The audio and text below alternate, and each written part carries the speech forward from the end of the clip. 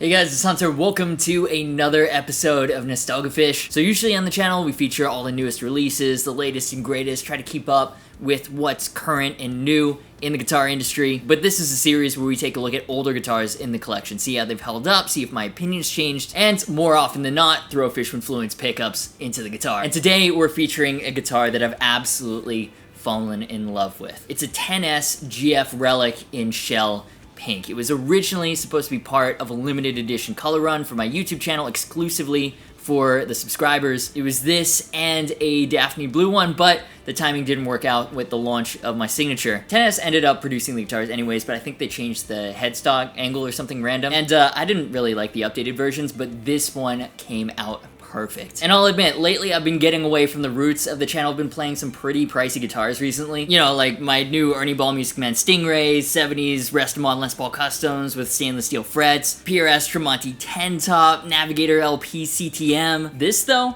it was a $400 guitar. I say was because supply chain is fucked. Guitar prices have gone nuts. I think they're selling similar ones to this for like $600 including shipping now. Regardless, it's not at that super high-end price point and I still love it. Now, we do have to address a little bit of an elephant in the room. There have been some upsetting reports about the quality of 10S's custom builds, so I wouldn't go their custom shop route, but as long as you stay on menu, like you buy through Reverb or something, the customer experience seems to be quite consistent. At any rate, I like this guitar a lot. I've had it for a couple of years now, so let's plug it in and see how it's held up.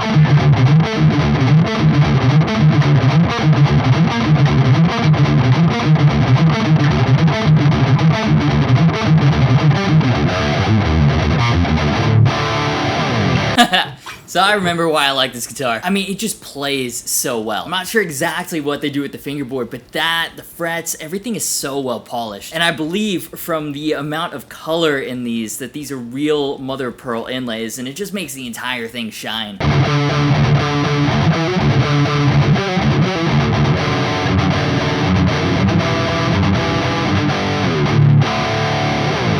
Yeah, I love that it's got a volute on the back of the headstock. That's something that even Gibson doesn't do. I love that it's a full thickness carved top single cut with a proper maple cap.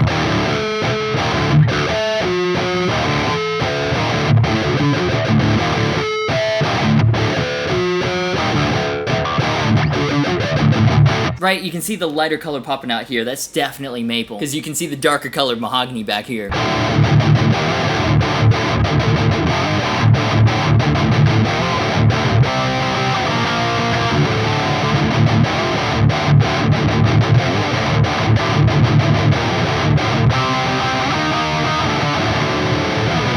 The thing is light too for a Les Paul style guitar. Like, the thing is less than 8 pounds, and that's despite the maple cap and this absolute baseball bat of a headstock.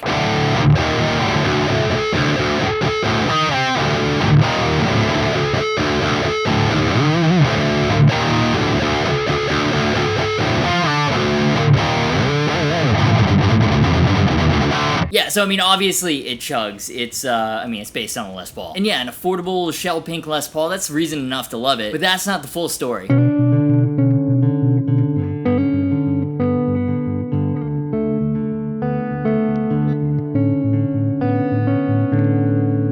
One of these days I'll learn another clean riff, but Tremonti's just so fucking good, man. No, what I really love about this guitar is the finish. This thing is actually nitro. Obviously at the price point it doesn't have the full, thick nitro gloss that you get on a Gibson. This is more of like the Fender Road Worn thing going on. So it's a thin layer of nitro and then it's been reliced a bit. But the result is a guitar that feels and plays way above its price point. And again, it doesn't hurt that it's fucking shell pink. Yeah, so like this massive neck shape, the Road Worn nitro feel. The 10S GF Relics are the closest I've come across to feeling like my vintage Gibsons at a sub $1,000 price point. And I really like the guitar as is, but I want to make it more me. So that begs the question, if you already love a guitar and don't want to destroy the vibe, but you want to make it better, what do you actually do here? Well, there's the tuners, and some people have suggested 10S uses fake Grovers. There are fake Grovers out there, but there are also just lower quality outsourced Grovers. The originals are made in the US, but then they're also made in Taiwan, and the lowest quality ones are actually made in China. Honestly, I'm not a Grover expert. I have no idea how to tell the fake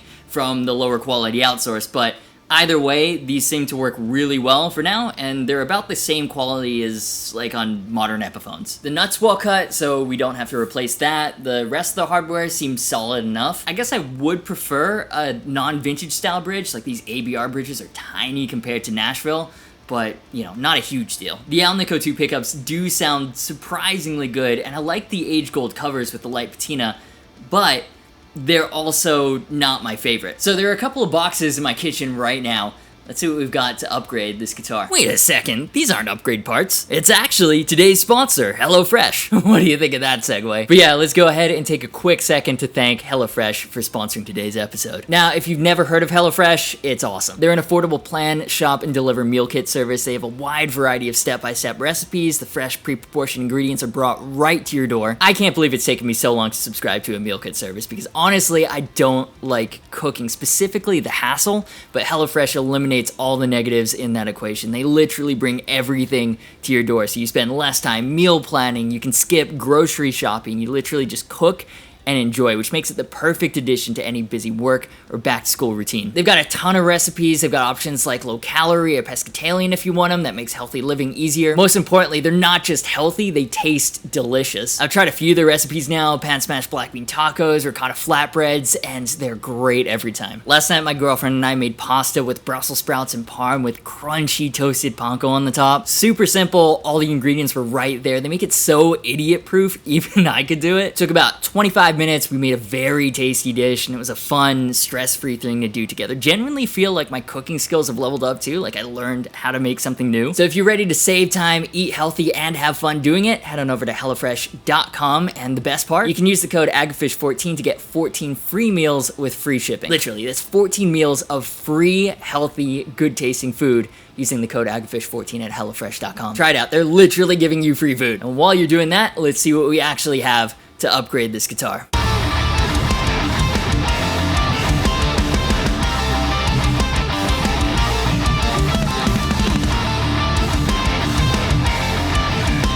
Okay, I know this is a bit more of a predictable one, but Lamb of God is one of my favorite bands. Will Adler is one of my favorite guitarists. And so far, this is my favorite Fluence pickup set. It sounds really good. It's got that modern active tightness, but then the response is more like old school passive. Like there's a bit more chaos going on. I would totally throw these in more guitars. Unfortunately, it only comes in this like distressed gold, which looks really good. It's just hard to find guitars that it really matches with. And so when I saw this guitar with all the relicing and like the aged hardware and everything, I just had to jump at the chance to use this set again. That is gonna look fucking sick. Totally looking forward to the comments like, oh, you always use Fishman. Listen, I've been using bare knuckles, I've been using EMGs, Seymour Duncans. It's been like 4 years since I put a Will Adler set into a guitar, and they are so good. It's like one of my top 2 favorite pickup sets of all time. The other one is the bare knuckle Ragnarok set, for anyone wondering. If you've been following the unboxing videos, you know that we've got bare knuckles going into a couple guitars. For this one though, there really wasn't any other choice for me. Had to go with the Will Adlers. Alright, so with that, let's disassemble the guitar and get these Fluences in there.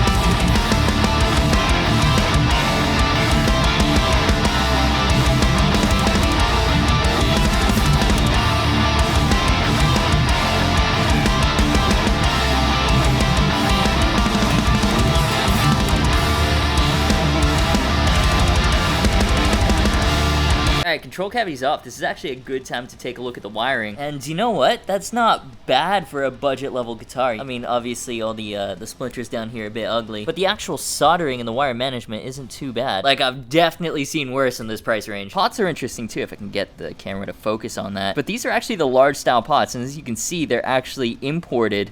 Even though the guitar is made in China, the pots are Korean made. I mean, the motion felt good, but I totally expected, since this guitar is made in China, to see the mini Chinese made pots. The inside of the control cavity could be routed a little better. Like you can see, it's not too smooth like here and here. And I kind of wish they were shielded, but again, like the wire management is much better than what I normally do on my own guitars. And there's the switch cavity. It's kind of the same story. The wire management is good. The cavity could be done a little smoother. But again, for this price range, it's not bad.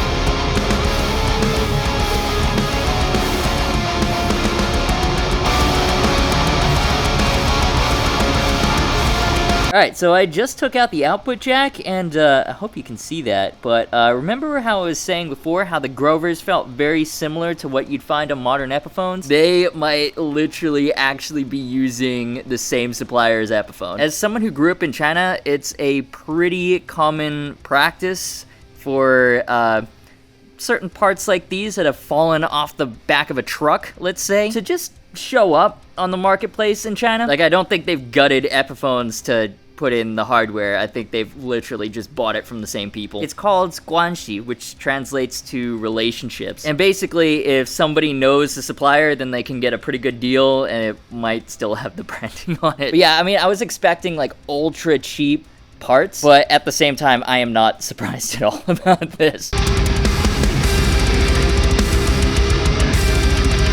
And again, you can see, designed by Epiphone USA. These are literally Pro Buckers. And it's that guanxi at work. You got a Pro Bucker 3 and a Pro Bucker 2 for the neck. Yeah, whatever factory's making them had excess stock. They didn't make it into an Epiphone, and they made it into a 10S instead. All right, so the entire guitar is disassembled now. Let's put in the new pickups.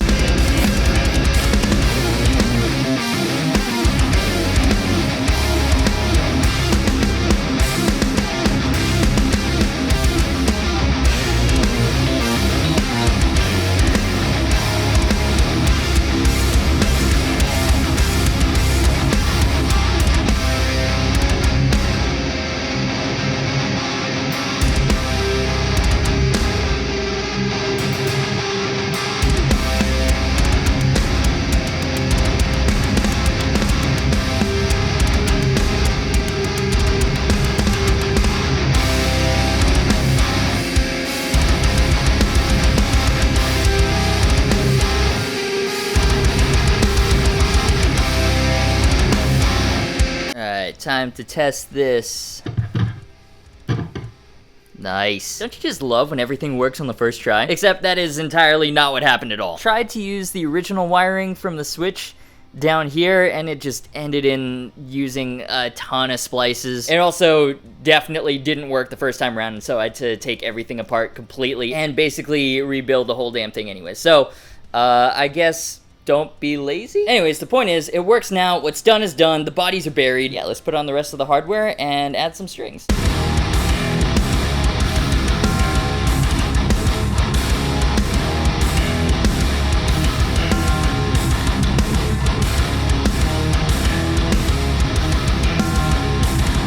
Alright, so with the new pickups in here, this guitar is crazy. It looks fucking cool. Let's hear what it sounds like in a full produced mix. Then we'll do a before and after sound comparison before I'll leave you with some final thoughts. Let's do it.